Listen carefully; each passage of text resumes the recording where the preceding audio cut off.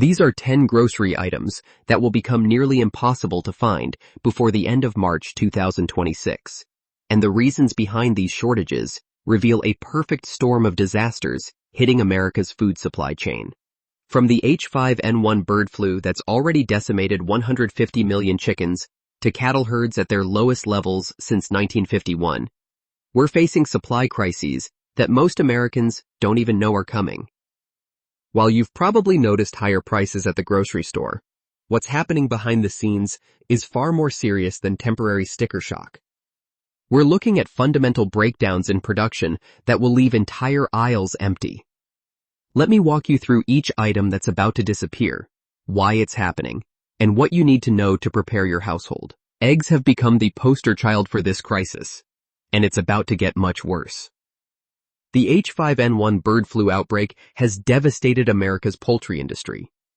We're talking about 150 million chickens culled since 2022, with 126 million of those being egg-producing hens.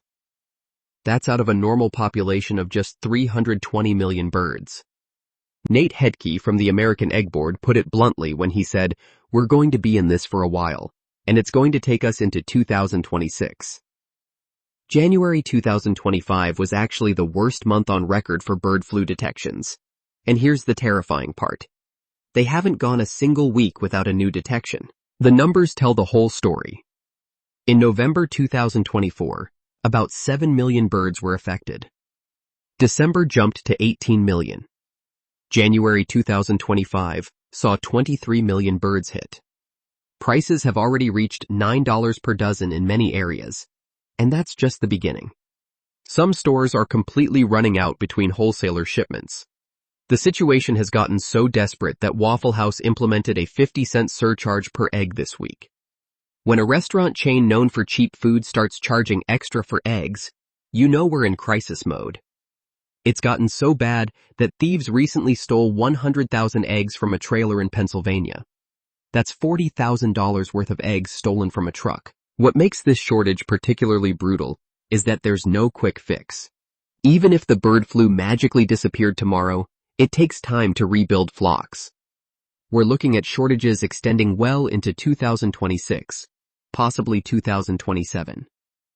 The beef situation might be even more dire than eggs, but it's been flying under the radar. The USDA's latest cattle inventory report shows we have just 86.7 million head of cattle, the lowest number since 1951. We're talking about a 75-year low in beef supply. The beef cow inventory has plummeted to 27.6 million head, a figure not seen since 1961. The 2025 calf crop was estimated at only 32.9 million head, the smallest since 1941. These aren't just bad years. These are generational lows that signal a supply squeeze unlike anything we've seen in most of our lifetimes. Glyn Tonsor from Kansas State University explains it perfectly when he says, beef prices are higher because demand is strong and supply is tight. You have to understand both sides of that equation. Cash steer prices have already surged to nearly $240 per hundredweight, while wholesale beef cutout values climbed past $350. Here's what makes the beef shortage particularly frustrating.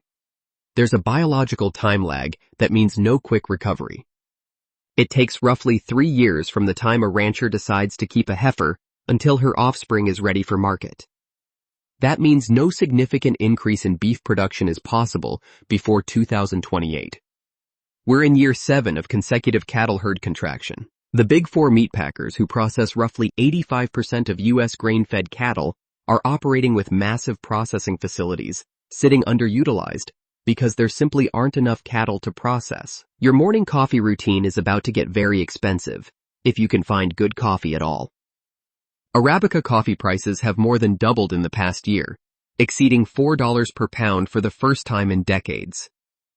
Brazil and Vietnam account for 56% of global coffee supply, and both countries are getting hammered. Brazil is experiencing its worst drought in 70 years, leading to a projected 12.4% decline in Arabica production. Meanwhile, Vietnam is dealing with extreme flooding. It's like nature decided to attack coffee production from both ends.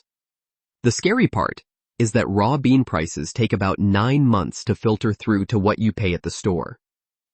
Most of the doubling in raw bean prices happened in 2024, which means retail prices are still catching up.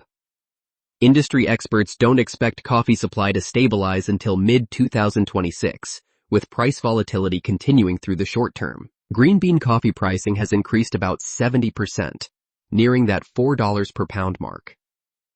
U.S. retail coffee prices have already risen 18.8% in the year leading up to November 2025. The U.S. currently has some of its lowest imported coffee bean supplies since November, and that's only going to get worse. Olive oil has already earned the nickname liquid gold, and that's becoming uncomfortably accurate. The USDA predicts a 10% decrease in global olive oil production for the 2025-2026 crop year, with production expected to fall to 3.016 million metric tons. Spain, which dominates global olive oil production, saw production drop 30% year-over-year in December 2025. They produced just 416,471 tons compared to 592,570 tons the previous December. Continuous rainfall delayed olive harvesting, creating a supply crunch right when demand was picking up. Spanish operators are defending current price levels and showing no signs of backing down. In many European countries and parts of the U.S., a liter of good quality extra virgin olive oil now easily climbs beyond $10. Turkey, another major producer, is expected to see production fall to 275,000 tons from a record high 450,000 tons in 2024. This isn't just about fancy cooking. Olive oil is a staple in countless household products, from salad dressings to baked goods. When olive oil becomes scarce, it ripples through the entire food system. The chocolate industry is facing its own existential crisis. Cocoa prices, which typically held between $1,000 and $3,000 per ton, absolutely exploded in 2024, reaching a 50-year high of almost $13,000 as climate change, disease, and aging trees resulted in mass crop failure across Ghana and Ivory Coast, where most of the world's cocoa is grown. In Ghana's northwest, where most of the country's cocoa is produced, the Ghana Cocoa Board reported that 81% of the crop was impacted by cacao swollen shoot virus. It's a devastating plant disease that's wiping out entire plantations. The food industry has been scrambling to respond. Biscuits like Club and Penguins are now no longer allowed to be described as chocolate because they contain more palm oil and shea oil than actual cocoa. Nestlé's Toffee Crisp and Blue Ribbon bars are facing the same issue.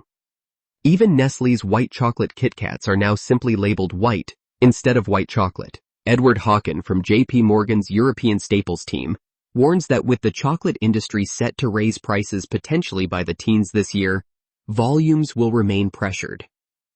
Major chocolate manufacturers are actively cutting cocoa volume in their products, which means what you think is chocolate might not actually be chocolate anymore.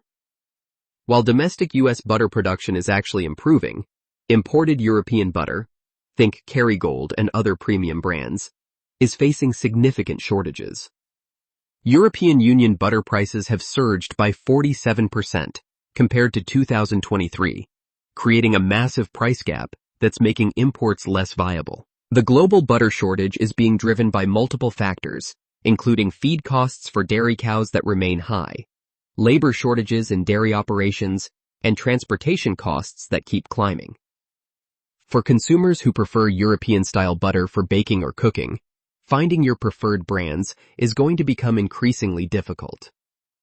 The USDA forecasts suggest domestic butter prices might moderate slightly, but that doesn't help if you're specifically looking for imported varieties. The price differential has become so extreme that many retailers are simply choosing not to stock European butter at all. This is where trade policy collides with food security in dangerous ways. Mexico supplies half of all U.S. fresh fruit and vegetable imports. Half. When you're buying tomatoes, avocados, peppers, or countless other fresh items, there's a good chance they came from Mexico. President Trump's proposed 25% tariff on all imported goods from Mexico could create immediate shortages and price spikes. Ernie Tedeschi from Yale University's Budget Lab explains that Mexico is half of U.S. fresh fruit and vegetable imports, and tariffs will have an indirect impact on shortages by making foods more expensive. But it's not just about tariffs. Global shipping disruptions continue to plague major ports, increasing costs and delays for imported goods. The immigration crackdown is also throttling the farm and food sectors with labor shortages that risk supply shortfalls. We're potentially looking at empty produce sections as retailers struggle with both supply chain disruptions and dramatically higher costs that they may not be able to pass on to consumers. The canned tuna and seafood industry is getting hit by what can only be described as a perfect storm. Overfishing has depleted fish populations, regulatory changes are restricting catch limits, and aluminum shortages are making it harder to actually package what fish they do catch. Salmon populations are declining due to climate change and overfishing, creating challenges for one of America's most popular seafood options. Ocean temperatures are changing migration patterns, while overfishing has pushed some fish populations to dangerous lows. The aluminum shortage adds another layer of complexity. Even if fishermen can catch the fish and processors can process it, getting it into cans and onto store shelves becomes the bottleneck. It's a supply chain nightmare that hits every step of the process. Your spice rack is about to get expensive. Climate issues affecting major spice-producing countries like Vietnam and India are creating scarcity in kitchen staples like black pepper, cinnamon, nutmeg, and garlic powder. Global shipping disruptions are particularly brutal for spices because they're often imported in smaller quantities from distant countries. When shipping costs spike and delays become common, spice importers are among the first to feel the pain. Black pepper, which comes primarily from Vietnam, is being hit by the same flooding that's affecting coffee production.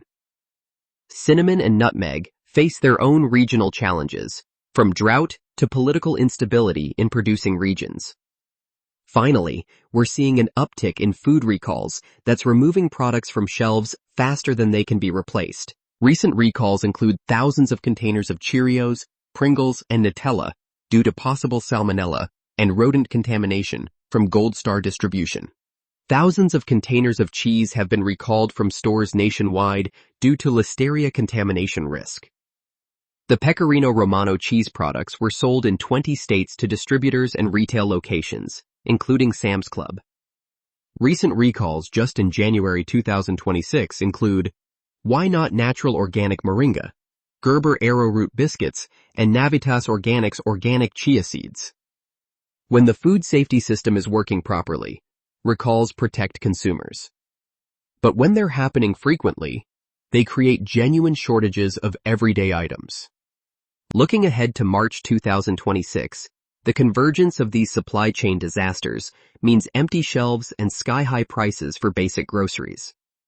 The USDA acknowledges that while there are currently no nationwide shortages of food, in some cases, the inventory of certain foods at your grocery store might be temporarily low before stores can restock. That's government speak for shortages are coming, but we don't want to panic anyone. The reality is that we're facing multiple simultaneous crises that are all hitting our food system at once.